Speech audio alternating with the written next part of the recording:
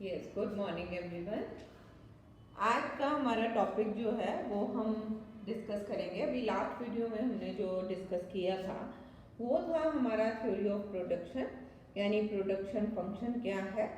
और उसमें हमने 3 कंसेप्ट्स जो हैं हमारे प्रोडक्शन के, total production, average production and marginal production, इन तीनों को हमने डिस्कस किया था वन बाय वन। अब हमारा आज का टॉपिक जो है वो है लॉज ऑफ प्रोडक्शन, यानी उत्पादन के नियम क्या हैं, राइट। लॉज ऑफ प्रोडक्शन, जिसको हम 2 पार्ट्स में डिवाइड करते हैं। लॉज ऑफ प्रोडक्शन, इसको 2 पार्ट्स में डिवाइड किया जाता है, returns to factor and returns to scale. सबसे पहले हम बात करेंगे रिटर्न्स टू फैक्टर की। रिटर्न्स टू फैक्टर यानी साधन के प्रतिफल के नियम, और रिटर्न्स टू स्केल मतलब पैमाने के प्रतिफल के नियम। साधन के प्रतिफल के नियम किसे कहते हैं? साधन के प्रतिफल के नियम, मेरे ख्याल जो फैक्टर्स हैं उन सभी को आप आसानी से जानते हैं, लैंड, लेबर, कैपिटल और एंटरप्रेन्योर, ये हमारे फैक्टर्स ऑफ प्रोडक्शन है। हम साधनों की बात कर रहे हैं, हम प्रोडक्शन के साधनों की बात कर रहे हैं। अब जब हम ये कहते हैं कि इन सारे फैक्टर्स में, अब हमने कल बात की थी कि कुछ फैक्टर्स जो हैं वो वेरिएबल फैक्टर्स हैं, कुछ फैक्टर्स फिक्स फैक्टर्स हैं। रिटर्न्स टू फैक्टर जहां पर सिर्फ एक फैक्टर वेरिएबल होगा, only one factor is variable, others are constant. सिर्फ एक फैक्टर जो है वो परिवर्तनशील होगा और बाकी सारे साधन जहां पर स्थिर रहते हैं उसी को हम साधन के प्रतिफल के नियम कहते हैं। अब जब हमारा ये कहना है कि only one factor is variable whereas other remains constant, and in this case हम क्या देखते हैं, it implements only in the short period. हमने कल शॉर्ट पीरियड और लॉन्ग पीरियड की भी बात की थी। शॉर्ट पीरियड वो पीरियड है जिसमें सारे फैक्टर्स में चेंजेस नहीं किए जा सकते। सिर्फ एक फैक्टर ऐसा है जिसके में चेंज करके हम प्रोडक्शन में चेंजेस कर सकते हैं, प्रोडक्शन को ज्यादा या प्रोडक्शन को हम कम कर सकते हैं। अब यहाँ पर क्या कहना है, अगर only one factor is variable then it implements only in the short period, अल्पकाल में ही लागू होगा।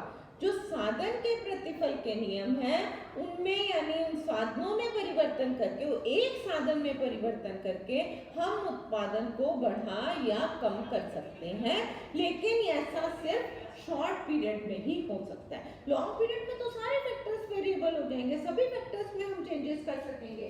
अब जब शॉर्ट पीरियड में इंप्लीमेंट होता है और एक फैक्टर वेरिएबल है तो यहाँ पर रेशियोज जो है वो हमारी डिफरेंट होंगी, रेशियोज आर डिफरेंट। अब जरा हम इसको भी समझने की कोशिश करेंगे कि इसका अनुपात जो है वो हमारा ऊपर नीचे हो सकता है। इसीलिए returns to factor is also called law of variable proportion. घटते बढ़ते अनुपात का नियम भी हम इसे कहते हैं। घटते बढ़ते अनुपात का नियम क्या मतलब हुआ कि जो रेशियोज है वो डिफरेंट है, अनुपात जो है वो अलग अलग हमें देखने को मिलेगा।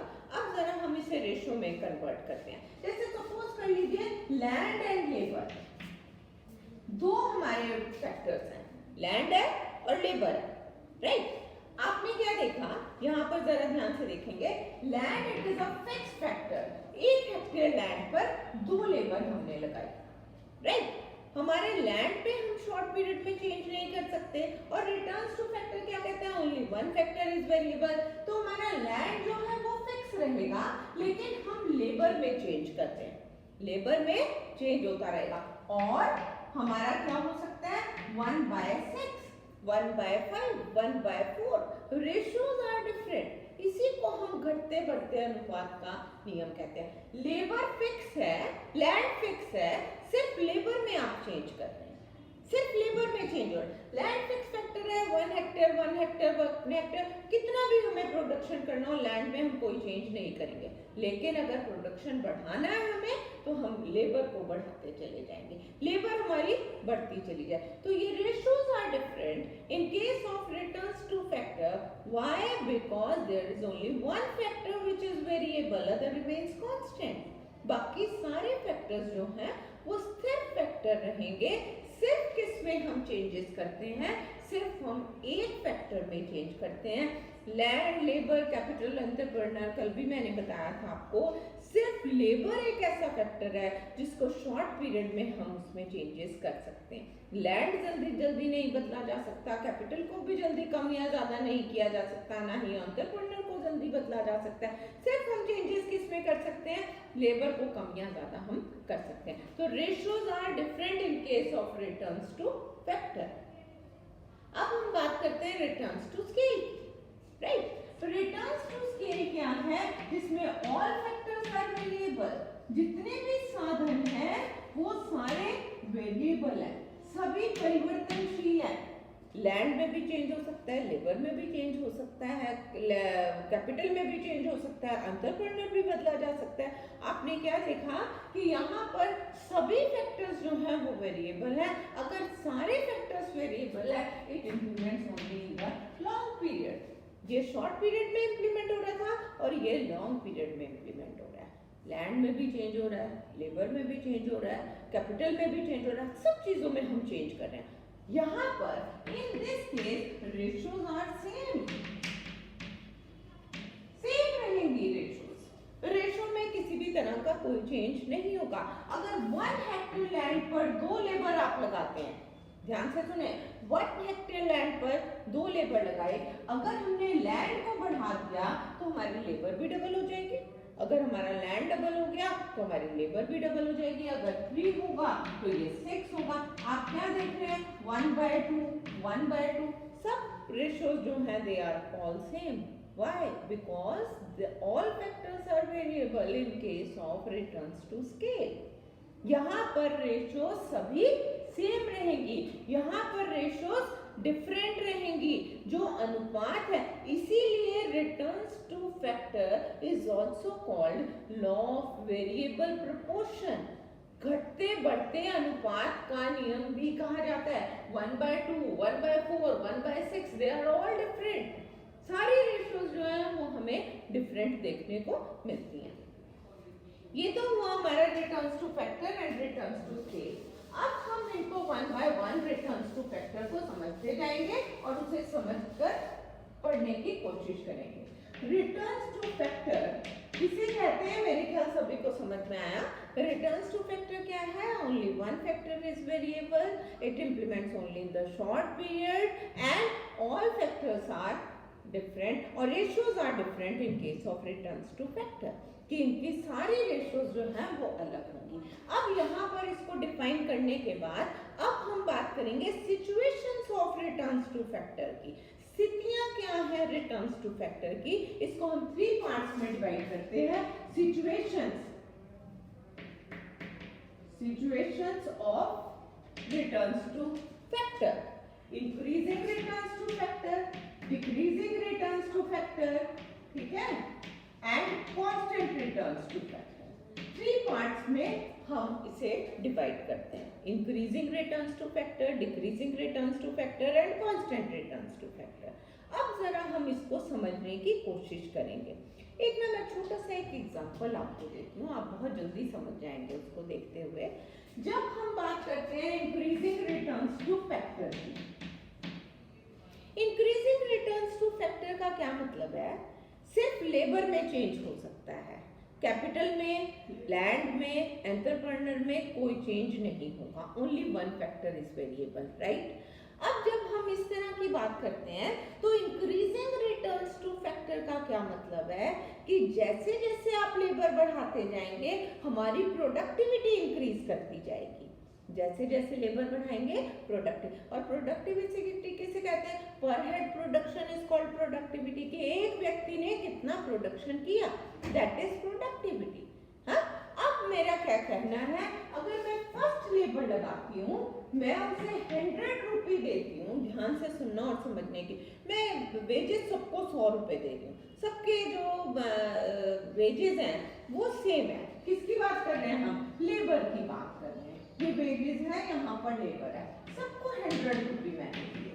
ध्यान से सुनना, समझने की कोशिश करना। फर्स्ट लेबर हमने लगाई, उसको वेजेस हमने 100 रुपये दिए, और इसने जो प्रोडक्टिविटी है, प्रोडक्टिविटी इसने कितने की, 5 यूनिट्स का प्रोडक्टिविटी की। क्या दिखाई दे रहा है, प्रोडक्टिविटी कितनी है, 5 यूनिट्स की। उसने फर्स्ट लेबर ने 100 रुपए लेकर के 5 यूनिट का प्रोडक्शन किया। सेकेंड लेबर ने 100 रुपए लेकर के 8 यूनिट का प्रोडक्शन किया। देखते जाएं, समझने की कोशिश करें। थर्ड लेबर ने 100 रुपए लेकर 10 यूनिट का प्रोडक्शन किया। प्रोडक्टिविटी बढ़ती जा रही है। जैसे जैसे मैं लेबर लगाती जा रही हूँ मेरा प्रोडक्शन, टोटल प्रोडक्शन तो ऑब्वियस से बढ़ेगा, लेकिन जो उसकी प्रोडक्टिविटी है वो हमारी बढ़ती चली जा रही है। फिर उसने किया 15 यूनिट्स का प्रोडक्शन किया फोर्थ लेबर ने। पैसे सबको सेम दे रहे हैं। इस केस में क्या हुआ, अगर मैं कॉस्ट की बात करती हूँ, ये सिर्फ एक एग्जांपल है जिससे आप समझने की कोशिश करेंगे। हम ये टेबल प्लॉट नहीं कर रहे हैं, आपको ये शो करके दिखाने की जरूरत नहीं है, इसे सिर्फ समझने की जरूरत है कि हम किस तरह से एक्सप्लेन करते हैं। प्रोडक्शन, प्रोडक्टिविटी की, राम ने 10 यूनिट का प्रोडक्शन किया, 100 रुपए लिए।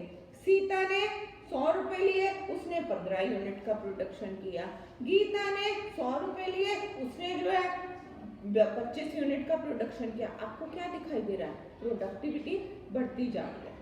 इसी को हम इंक्रीजिंग रिटर्न्स टू फैक्टर कहेंगे, राइट। अब इस केस में देखेंगे, जब मैंने फर्स्ट लेबर लगाई थी उसने 5 यूनिट का प्रोडक्शन किया, 100 रुपए मैंने दिए। 1 मीटर कितने का उसने बनाया, 1 यूनिट कितने का बनाया, 1 यूनिट उसने 20 रुपए का बनाया, राइट। समझने की कोशिश करें।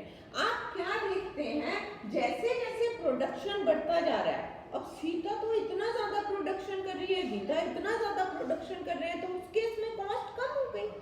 दोनों सभी लोग 1 घंटा काम कर रहे हैं, 100 रुपए ले रहे हैं। 100 रुपए में जो 10 यूनिट का प्रोडक्शन करके देगा, उस केस में मेरी कॉस्ट तो कम हो जाएगी। मैं ज्यादा गीता सीता जैसे लोगों को रखना चाहूंगी जो मेरे ज्यादा प्रोडक्शन करें।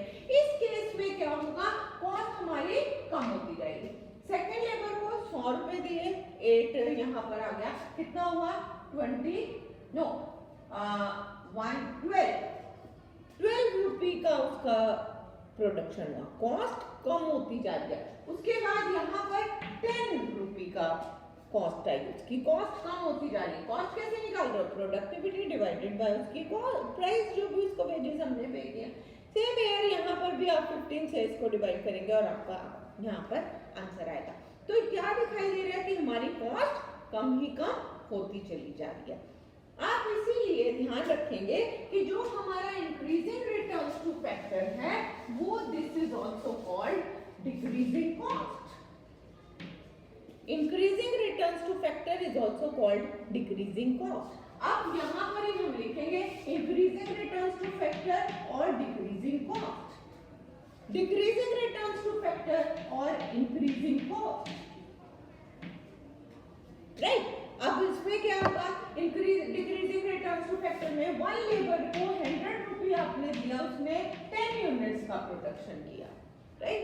सेकेंड लेबर को भी 100 रुपए आपने दिया, उसने 8 यूनिट का प्रोडक्शन किया। मेरी प्रोडक्टिविटी कम होती चली जा रही है।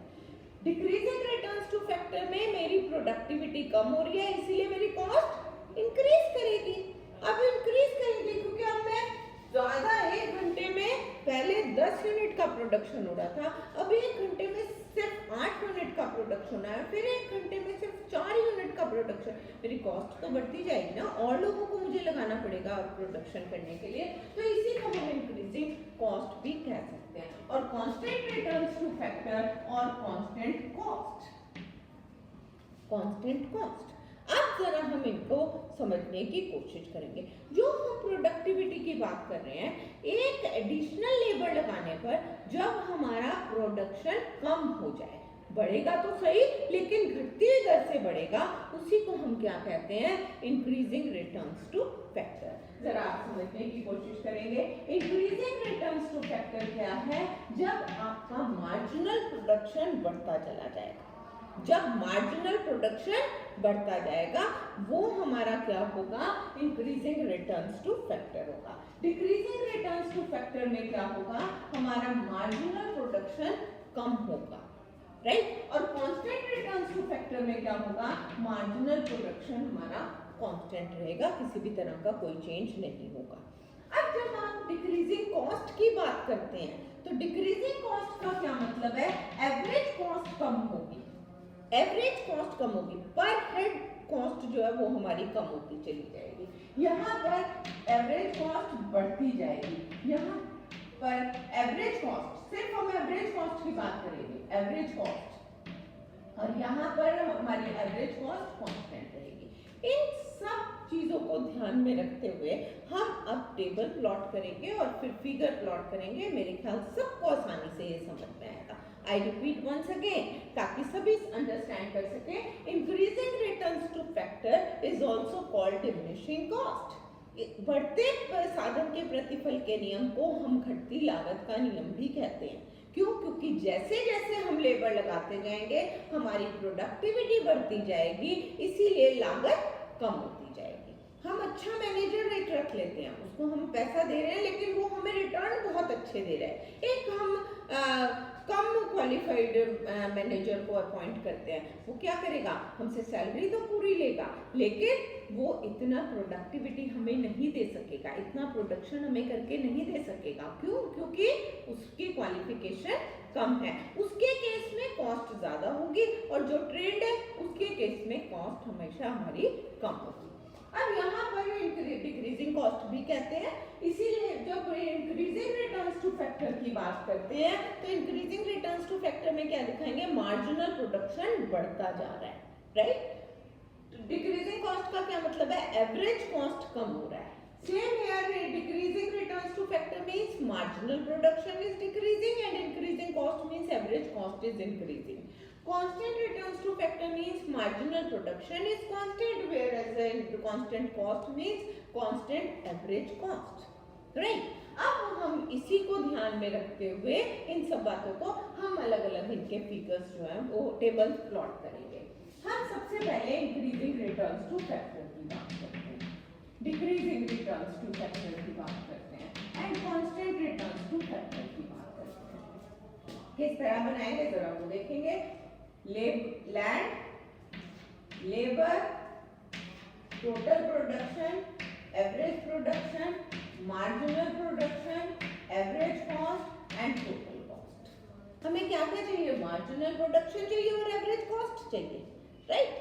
उसी को देखते हुए हमने मार्जिनल प्रोडक्शन है तो ऑब्वियस है टोटल प्रोडक्शन आप बताएंगे, एवरेज कॉस्ट है तो टोटल कॉस्ट भी बताएंगे कि जैसे जैसे हमारी लैंड या लेबर बढ़ रही है। तो सेम विद केस ऑफ यहाँ पर decreasing returns to factor, land, labour, TP, AP, MP and AC और पीसी, राइट, टोटल कॉस्ट। आपने ये सारे प्लॉट कर दिए, राइट।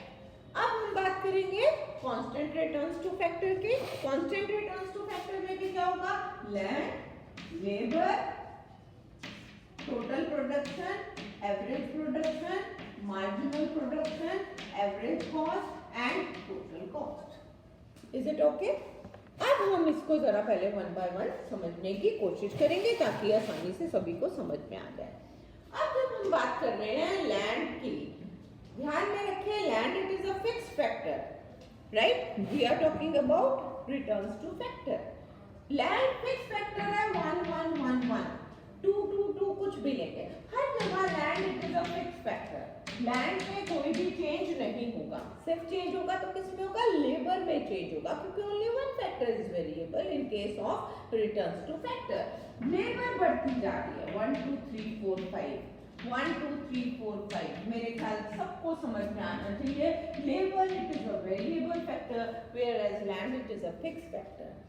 अब उसके बाद हम फर्स्ट लैंड बनाएंगे, सेकंड लेबर बनाएंगे, थर्ड क्या बनाएंगे, marginal production, right. First land labour, first land labour और थर्ड क्या होगा, मार्जिनल प्रोडक्शन। मार्जिनल प्रोडक्शन क्या होगा, marginal production is increasing in case of increasing returns to factor. हम बात कर रहे हैं increasing returns to factor, marginal production बढ़ता जा रहा है 1 2 3 4 5, मार्जिनल प्रोडक्शन इज इंक्रीजिंग। यहाँ पर डिक्रीजिंग रिटर्न्स टू फैक्टर में क्या है, मार्जिनल प्रोडक्शन फॉल करता जाएगा 5 4 3 2 1। See the difference, increasing returns marginal production is increasing, decreasing returns marginal production is decreasing, constant returns means marginal production is constant 2 2 2 1 1 1 कुछ भी ले। Is it okay? अब यहाँ पर marginal production बाद हमारा नेक्स्ट स्टेप होगा टोटल प्रोडक्शन। टोटल प्रोडक्शन हमारा क्या होगा? What is total production? Labour और marginal production. 1 plus 2 3 plus 3 6 plus 4 10 plus 5 15, right? ऐसे ही निकालते हैं। यहाँ पर भी ऐसे बनाएंगे। 5 plus 4 9 plus 3 12 plus 14 plus 15, right? Decreasing returns to factor, constant returns to factor में क्या होगा? 2 4 6 8 10, राइट? अब उसके बाद हम बनाएंगे एवरेज प्रोडक्शन। फिफ्थ कॉलम क्या होगा हमारा? Average production, right? जरा समझने की कोशिश करें और इसको इसी तरीके से प्लॉट करें। एवरेज प्रोडक्शन क्या है? Total production divided by labour. Total production divided by labour. 1 1.5 2 2.5 3, average production, right? यहाँ पर भी एवरेज प्रोडक्शन बनाएंगे। क्या है? कैसे बनाएंगे? TP upon labour.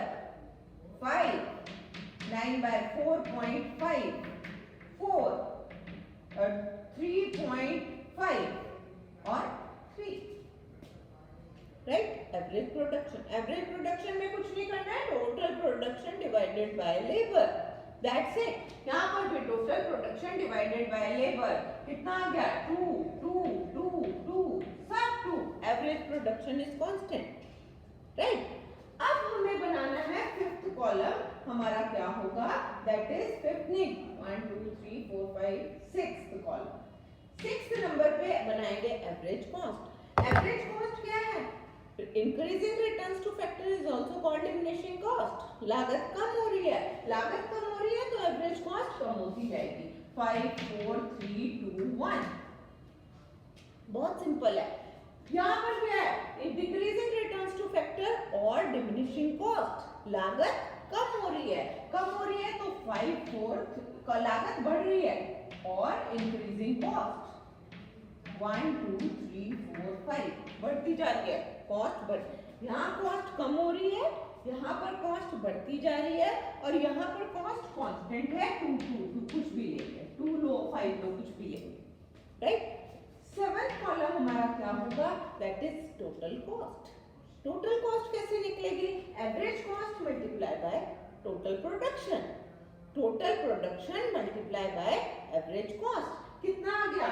5 12 18 20 and 15, total cost. यहाँ पर भी सेम है, total production into average cost. PP into average cost। 5 18 36 56, right? और 75, राइट? सेम है यहाँ पर average cost into total production. 4 8 12 16 20, is it okay? ये हमारा एक सिंपल सा टेबल था जिसको आपकी बुक्स में अलग अलग शो करके दिखाया, लेकिन कोशिश करेंगे सारे स्टूडेंट्स कि एक साथ हम इन्हें प्लॉट करें। इंक्रीजिंग रिटर्न्स टू फैक्टर और डिमिनिशिंग कॉस्ट, एक ही पॉइंट में दोनों एक्सप्लेन करने हैं, और या फिर डिक्रीजिंग रिटर्न्स टू फैक्टर और increasing cost, constant returns to factor और कांस्टेंट कॉस्ट। आप इस तरीके से इसे एक्सप्लेन करेंगे, मेरे ख्याल सभी आसानी से बता सकते हैं। जब आप बात करते हैं इंक्रीजिंग रिटर्न्स टू फैक्टर की, अगर मैं फिगर्स की प्लॉट करने की बात करूं, और डिमिनिशिंग कॉस्ट, राइट? और या फिर हम बात करेंगे डिक्रीजिंग रिटर्न्स टू फैक्टर और increasing cost, right? Constant returns to factor और कांस्टेंट कॉस्ट, यही तीन है हमारे। अब इन तीनों को हम फिगर में प्लॉट करेंगे। इंक्रीजिंग रिटर्न्स टू फैक्टर का मतलब क्या है? इंक्रीजिंग एमपी, और ये डिक्रीजिंग एवरेज कॉस्ट। यहाँ पर क्या बात करेंगे? Constant marginal production and constant average cost, right? जहां पर क्या बात करेंगे, increasing marginal production whereas decreasing average cost, right. अब इनके फिगर्स प्लॉट करेंगे, बहुत सिंपल दो फिगर्स हम इनके सभी के प्लॉट करेंगे, राइट। ये दो फिगर्स हमें क्या, यहाँ पर आउटपुट आप ले लेंगे और यहाँ पर प्रोडक्शन एंड कॉस्ट ले लेंगे, यहाँ पर आउटपुट ले लेंगे और यहाँ पर प्रोडक्शन एंड कॉस्ट ले लेंगे, राइट। अब जरा ध्यान से समझने और सुनने की कोशिश करेंगे। इंक्रीजिंग मार्जिनल प्रोडक्शन क्या मतलब हुआ, प्रोडक्शन इंक्रीज कर रहा है, प्रोडक्शन जैसे जैसे लेबर, आउटपुट और लेबर, लेबर लिखो यहाँ पर और लेबर, ज्यादा समझ में आएगा, लेबर दोनों को अलग अलग दे दो ताकि हम अलग अलग ही फिगर्स प्लॉट करें। यहाँ पर आप एमपी ले लो, यहाँ पर एवरेज कॉस्ट ले लो, यहाँ एमपी ले लो, यहाँ average cost, MP and average cost, right. क्या है, जैसे जैसे लेबर बढ़ेगी मार्जिनल प्रोडक्शन बढ़ता जाएगा, दिख रहा है बढ़ता हुआ, दोनों में डायरेक्ट रिलेशन है। लेबर बढ़ रही है और हमारी मार्जिनल प्रोडक्शन भी बढ़ता जा रहा है। लेबर बढ़ रही है, एवरेज कॉस्ट कम होती जा रही है, एवरेज कॉस्ट कम होती जा रही है, एक बढ़ेगा तो दूसरा कम होगा, एवरेज कॉस्ट कम हो रही है। Is it clear? बहुत सिंपल है। अब यहाँ पर कांस्टेंट एमपी, लेबर कितनी भी क्यों ना बढ़े लेकिन मार्जिनल प्रोडक्शन में कोई चेंज नहीं आ रहा, लेबर 1 2 3 4 है लेकिन मार्जिनल प्रोडक्शन में किसी भी तरह का कोई चेंज नहीं है। इसी तरह एवरेज कॉस्ट, कोई भी चेंज एवरेज कॉस्ट में नहीं है, राइट। यहाँ पर इंक्रीजिंग रिटर्न्स टू फैक्टर में हमारा मार्जिनल प्रोडक्शन जो है ये डिक्रीजिंग है, डिक्रीजिंग रिटर्न्स टू फैक्टर और इंक्रीजिंग कॉस्ट। अब हम बात करेंगे डिक्रीजिंग रिटर्न्स टू फैक्टर और increasing cost. Marginal production decrease कर रहा है, लेबर बढ़ेगी तो हमारा मार्जिनल प्रोडक्शन कम हो जाएगा, राइट। लेबर बढ़ेगी तो marginal product, there is indirect relation between labour and marginal production, whereas average cost is increasing, अगर लेबर बढ़ेगी तो एवरेज कॉस्ट बढ़ती जाएगी। This is all about the law of variable proportion या फिर returns to factor हमारा क्या है। नेक्स्ट वीडियो में हम रिटर्न्स टू स्केल को एक्सप्लेन करेंगे, कोशिश करेंगे सभी बच्चे फिगर्स को, टेबल्स को बार बार प्लॉट करें ताकि सभी अच्छे से अंडरस्टैंड कर सकें। बार बार टेबल को अलग अलग डिजिट्स दे करके, अलग अलग तरीके से, अलग अलग एग्जाम्पल दे करके आप कोशिश करें बनाने की। सिर्फ इतना ध्यान में रखना है, मार्जिनल प्रोडक्शन बढ़ रहा है, मार्जिनल प्रोडक्शन कम हो रहा है या मार्जिनल प्रोडक्शन कांस्टेंट है, एवरेज कॉस्ट बढ़ रहा है, एवरेज कॉस्ट कम हो रहा है या एवरेज कॉस्ट कांस्टेंट है। इतना ध्यान में रखेंगे तो मेरे ख्याल कभी भी कोई गलती नहीं होगी। सबसे पहले रिलेशनशिप्स को ध्यान में रखें, उसके बाद टेबल और फिगर प्लॉट करें ताकि सभी आराम से उसे अंडरस्टैंड कर सकें। याद करने की इसे ज़रूरत नहीं, समझने की ज़रूरत है। अगर समझेंगे तभी आप ये आसानी से कर पाएंगे, अदरवाइज मुझे लगता नहीं है कि इतना ईजी है कि आप याद करके इसे जो है एग्जाम में करके आ सकते हैं, कभी भी ऐसा नहीं होगा। Okay, thank you.